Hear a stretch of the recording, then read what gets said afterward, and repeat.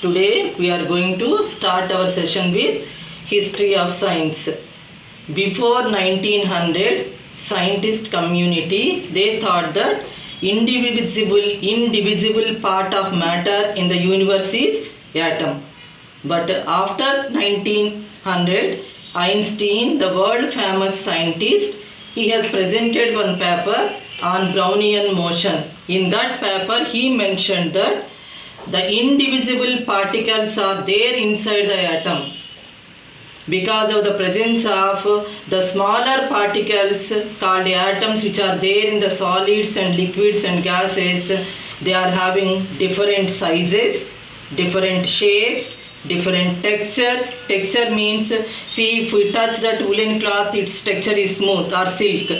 But if you take the sand granules, their texture is coarse. Garugga undadam, coarse in texture means. So here structures, they are having different structures. If we observe the differences between the solids, liquids and gases regarding their shape, solids they are having the fixed shape.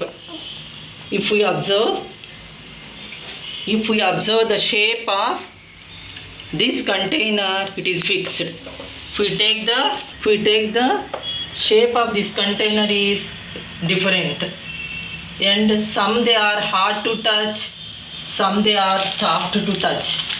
This is also solid but soft, like spongy material, this bread. Then if we take this also solid at room temperature, salt packet, but particles are little loosely packed here in this packet. But if we take the iron nail, the molecules are very strong, are very closely packed, so it is very strong. I cannot break this iron nail. And if I take this piece of chalk, here it is having brittle nature. By applying force, I can make this into two pieces. Shape I can change for certain objects. Liquids, they are attaining the shape of the container. Here you see the liquid present in this glass bottle, it is taking the shape of this container, and the same water is placed in this glass, it is taking the shape of this container. It is not having its own shape. But gases, if you take, here I have lighted one of the dhoop stick. See, here we are able to find the gas, it is coming out, the molecules are moving like this in the upward direction. It is not having any shape at all.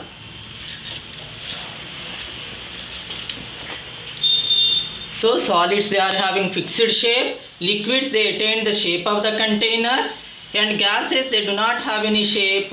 But if we take the gas cylinder, LPG cylinder, whatever the gas, it is liquid petroleum gas present inside, it is taking the shape of that particular container. But here this is not having any particular shape. Now let us discuss about volume. The next property is volume. Solids they are having the fixed volume, liquids also they are having the fixed volume, which we have discussed in the earlier video. Next, gases, no fixed volume. Next, compressibility. Here solids very less compressibility. See, if I just touch this one and I cannot make it to become small, I cannot do it. So here it is, compressibility is very less in the case of solids. If we take this scale and if I apply pressure in this direction, I cannot compress this. Next, liquids, intermediate. For that, let us take one of the oil packet. See, if I apply some force on it, I can compress up to here. Intermediate. Compressibility less than solids. Compressibility for the solids very less. For the liquids it is greater than the solids, and for the gases it is maximum compressible. Here let us take, if we blow air into a balloon, and easily I can able to compress it. Compressibility is maximum for gases. Diffusion. Diffusion means in 1 second how far the molecules they are spreading, that is what called as diffusion process. It is minimum for solids. See, greater than the liquids, and gases it is very maximum. Diffusion property once again let us discuss. In the solids it is minimum, they will not diffuse, but liquids somewhat they diffuse. Gases maximum diffusion we are able to find. Maximum diffusion is found in the gaseous molecules.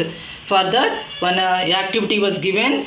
Let us take 1 meter length glass tube, and which is having the two sides open end. Two sides open end. Let us take 2 cotton swabs and 2 rubber corks. One cotton swab should be dipped in hydrochloric acid, and other cotton swab to be dipped in ammonia solution. This cotton swab is dipped in ammonia solution. This cotton swab is dipped in hydrochloric acid solution. So when we close the two ends with rubber corks, we are able to find after few minutes later there is a white fog like structure, ring like structure nearby HCl. Nearby hydrochloric acid, we are able to find a dense white ring. We are able to find in the science lab. If we do this experiment, we can able to find that ring. So how it will be formed means, when the hydrochloric acid it is having hydrogen mass is 1 and chlorine mass is 35.5, total mass is 36.5. But ammonia, if you take nitrogen, it is having 14 mass and 3 hydrogen atoms 3, 14 plus 3 17. 17 means it is having less mass, and here hydrochloric acid is having greater mass. So when the mass is less more, so it cannot diffuse. The molecule they diffuse by that time here means same time the molecules of ammonia gas diffuses up to here. These two they combine with each other and NH4Cl will be formed. Equation is like this. When ammonia one molecule reacts with one molecule of hydrochloric acid, NH4Cl will be formed. Ammonium chloride. So that ring will be formed here. The same lab activity is applicable to measure the speed of diffusion of two gases. Measure the speed of two gases. Lighter gases they diffuse faster than heavier gases because of light weight. Let's take another. In the another activity, 250 ml capacity round bottom flask let us take, and 2/3 of water should be taken in the 250 ml round bottom flask. And if we add either red ink or blue ink, if they were not available in the laboratory means we are having that potassium permanganate solution will be available. Drop wise with the help of filler, if you drop it into the container through valves means slowly we are able to find that the liquid dissolves in other liquid, the liquid diffuses in other liquid. This is what the activity. Let us do that.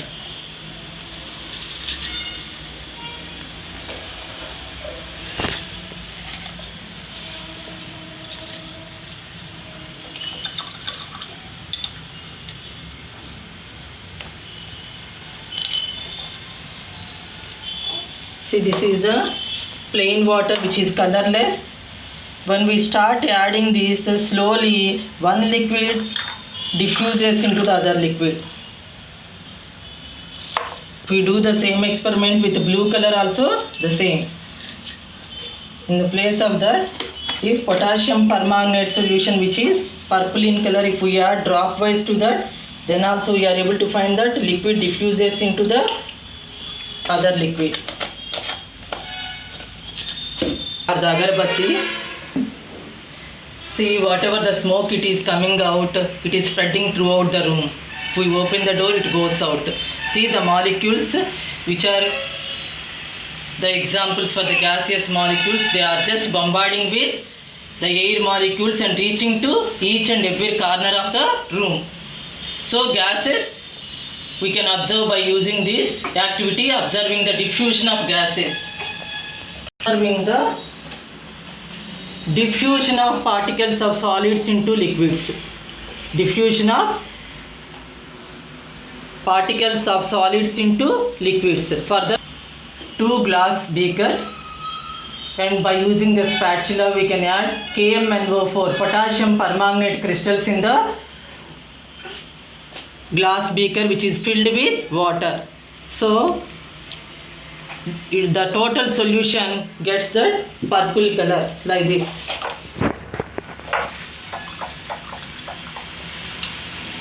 Purple color we used to get. So here potassium permanganate crystals, they are in purple color, so the total solution changes into purple color. Another one, copper sulfate crystals, normally they are blue in color. They are blue in color.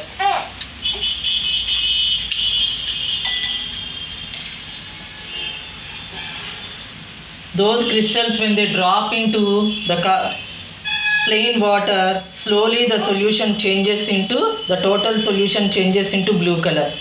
So solid diffuses, solid particle they diffuses freely into the liquid, which is taken in a glass bottle and mark it up to where the water is taken.